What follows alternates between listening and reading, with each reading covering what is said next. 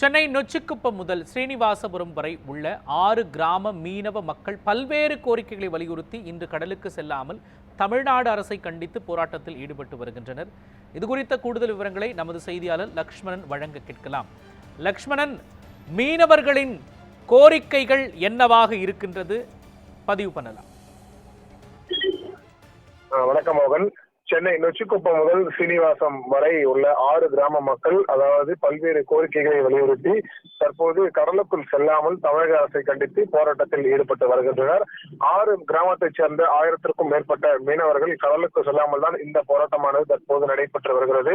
இதனால் பட்டினப்பாக்கம் கடற்கரையிலிருந்து சுமார் 1000த்திற்கும் மேற்பட்ட படகுகள் மற்றும் மீன் வலைகள் கடற்கரை ஓரமாக நிறுத்தி வைக்கப்பட்டிருக்கிறது.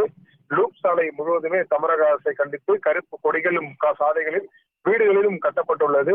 குறிப்பாக இந்த மீனவர்களுக்கு பொறுத்தவரையுமே அந்த மீனவர் கோயில் இருக்கக்கூடிய இடங்கள் முழுவதுமே அகற்றப்படுவதாகவும், மேலும் அவர்களுக்கு குடியிருப்பு அதாவது முறையான குடியிருப்புகள் வழங்கப்படவில்லை என பல்வேறு கோரிக்கைகளை வலியுறுத்தி தற்பொழுது மீனவர்கள் தற்போது போராட்டத்தில் ஈடுபட்டு வருகின்றனர். கடந்த ஒரு 100 ஆண்டுகளுக்கு மேலாக நாங்கள் இந்த பகுதியில் வசித்து வருகிறோம். எங்களுக்கு இந்த பகுதியை விட்டால் வேறு எந்த பகுதியிலுமே சென்னையில் கிடையாது. இந்த பகுதியை எங்களுக்கு கொடுக்க வேண்டும் என தமிழக அரசை கண்டித்துதான் தற்போது இந்த போராட்டமானது நடைபெற்று வருகிறது.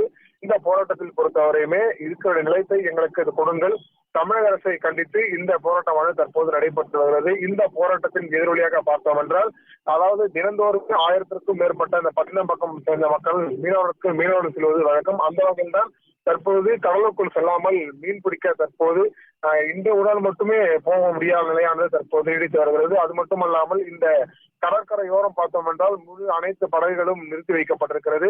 இதனால் பல்வேறு வாழ்வாதாரமும் பாதிக்கப்படுவதாகவும் தற்போது மீனவர்கள் தெரிவித்து இந்த போராட்டமானது நடைபெற்று வருகிறது.